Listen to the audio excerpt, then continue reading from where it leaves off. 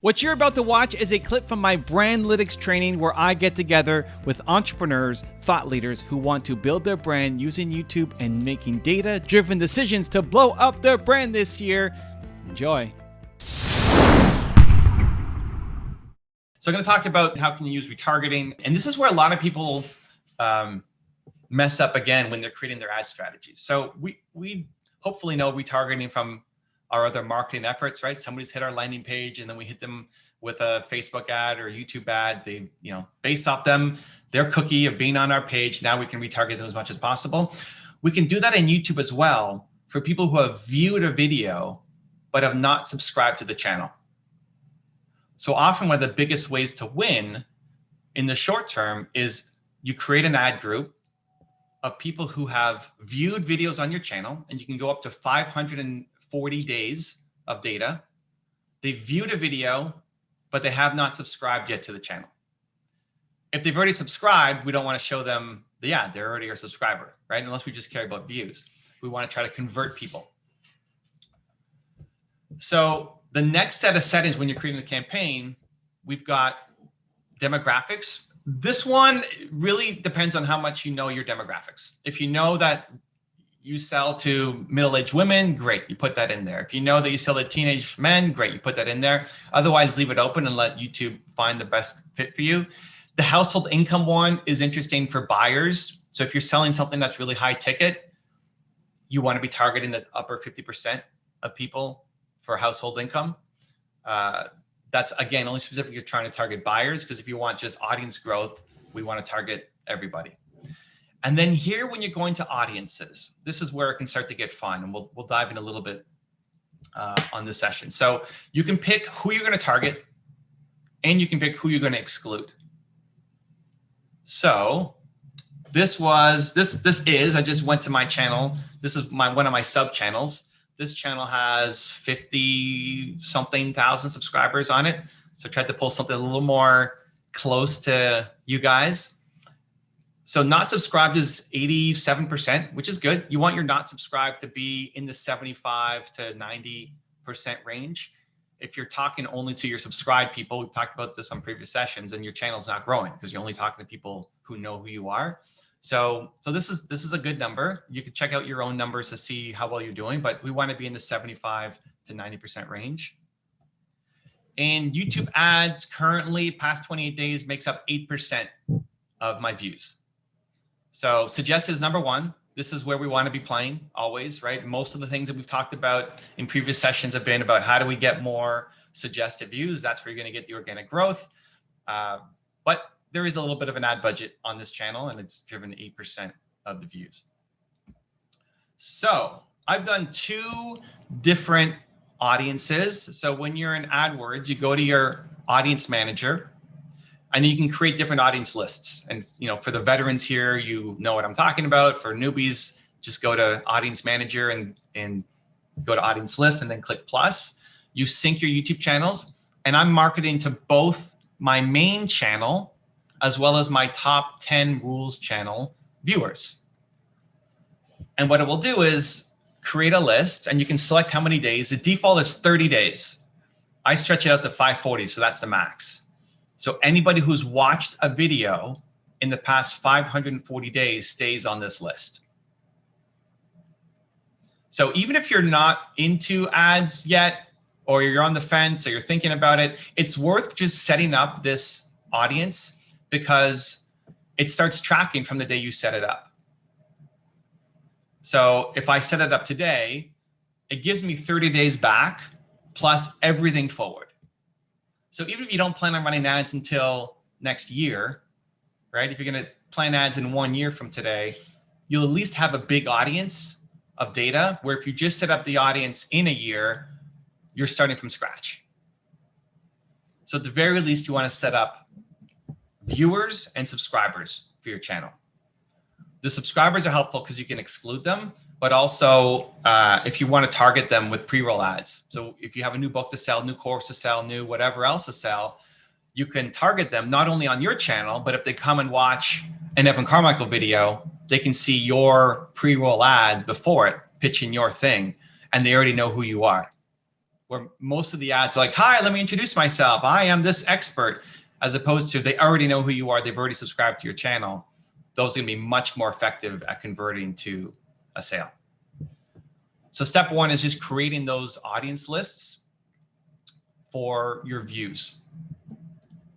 Okay. Then we're in our YouTube ads campaign. We can see that I added these two audiences and I excluded the people who already subscribed to the channel. So it's going to go to the people who have viewed my videos, but are not yet subscribed to my channel. This is one of the cheapest, most effective ways to start getting paid subs, because you're targeting people who've already watched one of your videos. Now, maybe you don't have millions and millions of views. That's fine. You can set caps and limits on how often the ad will show up. But now your ad's going to be showing up no matter where they go on YouTube, right? Again, if they're following me, subscribe to me, or they're just watching some sports or some politics or whatever on YouTube, your video will still be showing up as a suggested video because they've watched another one of your videos in the past 540 days.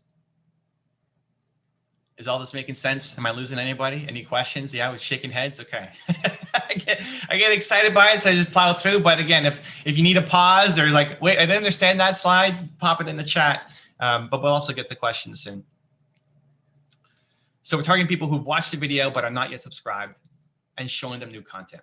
I like to put in all the videos from the channel, but you can also pick select ones if you want. So this is showing what's happened in the past 30 days. I'm in Canada, so all these are Canadian numbers. So I spent not a ton, 700 bucks. So let's call it 600 US, and I got 600 subscribers. So about $1 for a subscriber. I'm targeting the big four. I don't care about just getting people from anywhere to, I don't care about the vanity numbers enough on this channel to go after them. I want people who are in the big four markets that I could potentially sell to. So it's costing me $1 to get a subscriber. It's pretty good.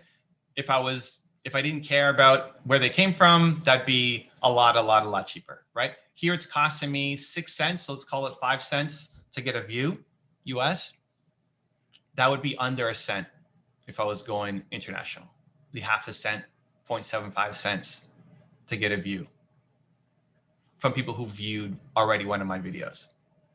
So this is where we want to be paying attention. Earn subscribers. You can see earned views. So I've gotten 11,000 views that I paid for, and it got me 7,300 views on top of it. So I paid for these and I got these for free. That's pretty good targeting. That's almost, you know, whatever we want to call that, 65% of people who watch the ad, then go watch another video on the channel. If you're seeing numbers like that, you've done a good job with the targeting. And then 10% of them then roughly go on to convert to become subscribers of the channel. You can't optimize for this. So there's no rule that you can say, like sales, this is really designed as a sales tool. So it keeps track of the click-through rate and the cost per click and how many conversions you get, either just hitting your landing page or hitting the confirmation page. You can tell Google optimize for that. You can't tell Google optimize for earned subscribers. You just have to look at the report. So because it's an extra little step, a lot of people aren't doing it, which creates a lot of opportunity for you. Robert in the house, for the ad video, do you always create a video as an ad, or do you promote existing videos from your channel? The existing videos from the channel. If our goal is to convert them to subscribers, right? I've looked at a bunch of campaigns where people were making videos to say, hey, subscribe to my channel, and I'm going to tell you how to do X, Y, Z, and they make it an ad. It just doesn't work as well as an actual value content. Like, think about, what would you subscribe to more? You know, Casey here's from Jeff Walker's team. If Jeff comes on and actually gives me value, teaches me something, or Jeff comes on and says, subscribe to my channel, it's going to be great, I promise. It's like people just love the content a lot more. You could test it. But again, you know, my goal with all these presentations is to give you best practices of what's actually working right now. So I would recommend you actually doing the videos on the channel, either specific videos, and I'll share a screen showing you what that looks like, but either specific videos that you want to target that audience, or just all the videos on your channel and let YouTube decide which ones are having the best impact. Drew says, so if you include the earned views, your effective cost per view is actually 3 cents Canadian. Yeah, Drew's doing some quick math. Yeah, almost, right? I got almost, maybe 3.5 cents Canadian, 2.5 cents American, right? So this is just showing you how much people actually are connecting to the content that you're putting up. So this is easy to get, 11,000 views. Okay, great. Are people then watching another video on your channel? That depends on not even how good the content is, because you guys have good content. I'm assuming the content's good. When we've talked a lot about your different channels, it's more about the audience. If you're targeting 13-year-olds who love Minecraft, it doesn't matter how good content you have. They're just not going to click and they're not going to subscribe, right? And if they do, it's because they click the button by accident. So the targeting of the audience becomes super important. So you can look at it on an ad group level. This is an ad group, right? Just for all of my top 10 videos. And then you can look at it on an individual video level. So what we'll do for this channel, because all of the content is pretty much the same, it's similar, we'll put all the videos in, and then we'll just sort by earned subscribers and see which ones are doing well. Now, when it's under 100 subscribers gained, it puts it in the buckets. So how many did this Bruce Lee one get us in the past 30 days? Somewhere in between 61 to 80. As this gets over 100, it'll show you exact numbers. Now, we don't have a ton of data on individual videos because we max out. You can have 300 videos in one group, and we hit 300, and then we just slowly, the ones that get 0, we pull out and keep swapping new ones in. So there's a lot of data in here. You can see this one is ad number 110, ad number 104. We just throw them all in and then let YouTube decide to show the ones that are having the biggest uptick. The reason why is because if I was picking, I wouldn't have picked any of these 4 videos. If I was thinking, okay, what are the ones that are going to pop off the hardest for me on my top 10 channel? I would have put Tony Robbins, I would have put Warren Buffett, I would have put Oprah Winfrey, I would have put some of the bigger names, but it's Bruce Lee, the Dalai Lama, Jay-Z, Michael Jordan. I wouldn't have picked these 4, and yet they're the ones that are working the best. So you could pick if you know the targeting super well, but otherwise, if it's general to the category, I just throw all of them in because they've already watched the video on your channel. Now we're letting YouTube sort by whichever ones are getting the best results. YouTube's not going by earned subscribers. They're just basically trying to optimize how many views you can get for the budget. So we're just assuming that the more people view a video, the more likely they're going to subscribe. It's not 100% accurate, right? Like this one, 61, let's call this 70 subscribers for 900 views. And this one got 400 views for 10 subscribers. So this one's performing better in the past 30 days, right? You could, if you really want to, go video by video by video. We just throw them all in. My assistant does it. And once we hit 300, usually once a week, she'll swap out the worst 7 and then pop 7 new ones in. If you want to see this full video as well as train live with me twice a month to blow up your brand, join the BrandLytics training program. There's a link to join right there next to me. Continue to believe. I'll see you there.